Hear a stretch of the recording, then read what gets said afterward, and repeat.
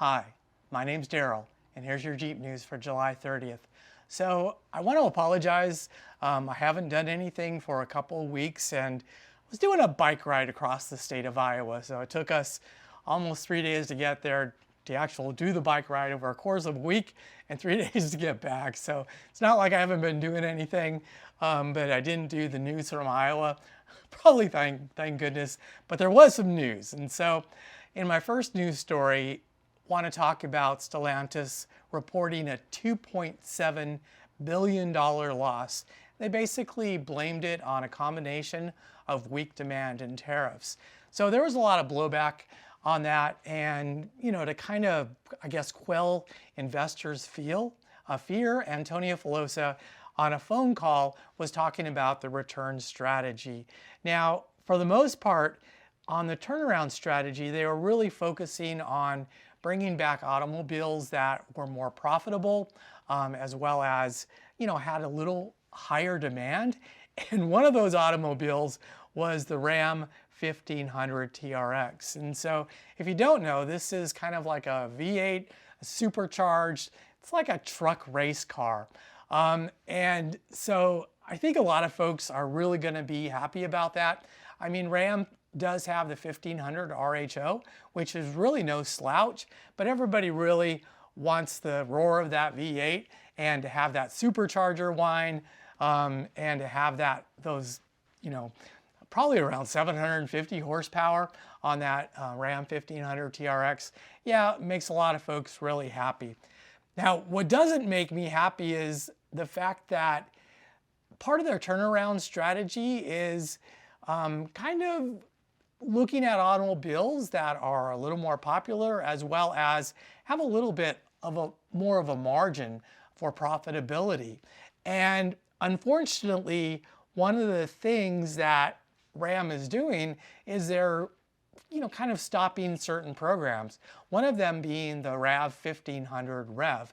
Now, this was their fully EV-based vehicle, and TK's Garage talked about the Ram 1500 REV being basically canceled. Now, on top of that, in the same video, he did talk quite a bit about the RamCharger. Now, if you watch my channel at any length, I'm a huge fan of the Ram 1500 RamCharger, which is basically an extended range Ram 1500 pickup truck. So it's a full battery electric vehicle pickup truck, but it has a V6 Pentastar serving as a generator. So the benefits of that is you get the automatic, the really nice torque and horsepower of a full EV truck, but you don't get any of the downfalls. You don't have to worry about range anxiety when you're towing, because you have that Pentastar V6 acting as a generator. And if you need more energy for the batteries, all you have to do is fill up the tank with gas. And so when you're taking long trips, you don't have to worry about it.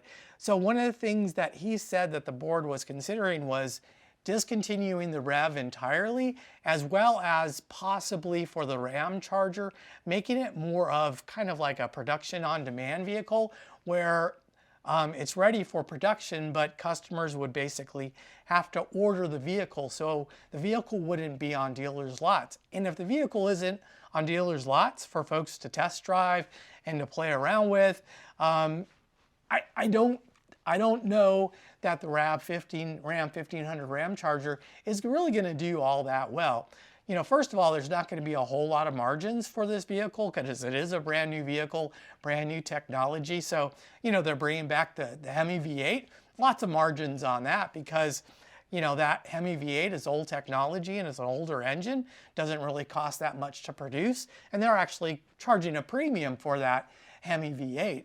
So there's a lot less margins on a battery electric vehicle that has a Pentastar V6 attached to it than on a Hemi V8 powered Ram 1500. And so really kind of sorry to hear this, that the RamCharger, might not fully get the support of Stellantis, because I think it really is a game changer for pickup trucks. And, I think Stellantis could totally hit, the ball out of the park with this pickup truck.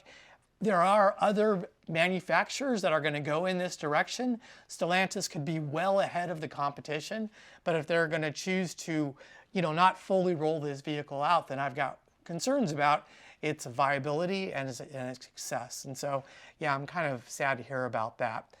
Now, in a little bit more exciting news, the Jeep Wrangler, the 2026 version, looks like it's about ready to come out. And so I did see this video from Dirt Road Cred, and he talked about the 2026 Wrangler actually now being available on order banks. So you can actually order the 2026 Wrangler. It doesn't look like there's very many changes, at least as far as he could tell, for the 2026 Wrangler. The 2026 Wrangler, on the forum, they did talk about also the dealers saying that as of now, the V6 isn't an option with the automatic. Now, if you remember, they did the same thing for 2025. They said the V6 wasn't available, and then all of a sudden, a couple of months later, they're like, oh, we listened to, the customers, and now we brought the V6 back. So this might be the same kind of a thing, where initially maybe they don't have the V6 Pentastar available, and then they actually bring it back. So I don't know if Stellantis is, going back to playing games again, or if this just, just is in the, the early parts of the ordering process for the 2026s. So I'm hopefully to hear some more information about 2026 and hopefully, some changes that Stellantis might be making.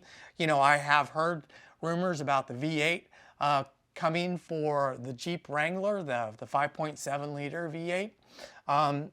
So I think that's going to be a little bit earlier in 2026 that's going to happen, but hopefully we'll hear some information news.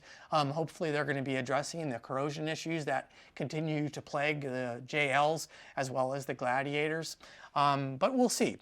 Finally, in our last news story, I want to talk about the Jeep Wrangler for the 2024 and 2025 years actually being safer. So the IIHS did their crash safety test, and for the 2024 and 2025 Wranglers, they actually improved quite a bit. So here's the actual the crash. And now we'll show it again in slow motion. And you can see it's kind of like a corner collision. They call it like an overlap front crash test is what they call it. And you can see really how well the Wrangler does in maintaining the body structure. So there's not a whole lot of crumpling. And they actually did it with the hardtop off, which is also pretty impressive.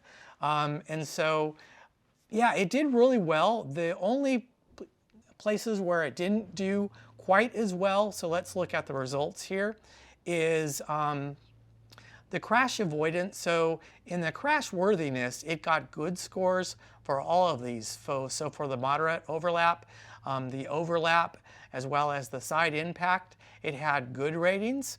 So where it didn't do quite so well is in the crash mitigation scores. So the crash avoidance and mitigation scores. So the headlights, it did mostly poor.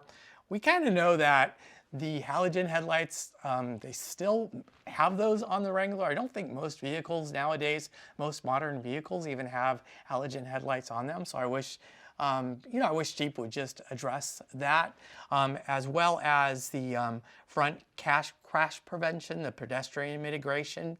It also did poor, the automatic braking kind of scores.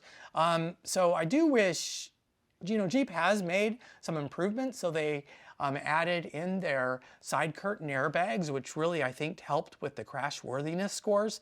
I do wish they would have the blind spot monitoring kind of standard, as well as some of the other safety features that are on other modern vehicles, make them also just kind of part of the standard equipment for the Wrangler. I think that would be a good thing for the Jeep brand to do. But overall, the fact that, it has improved quite a bit is really good news. So this is Daryl with your Jeep News, and hope to see you in the next one again very soon.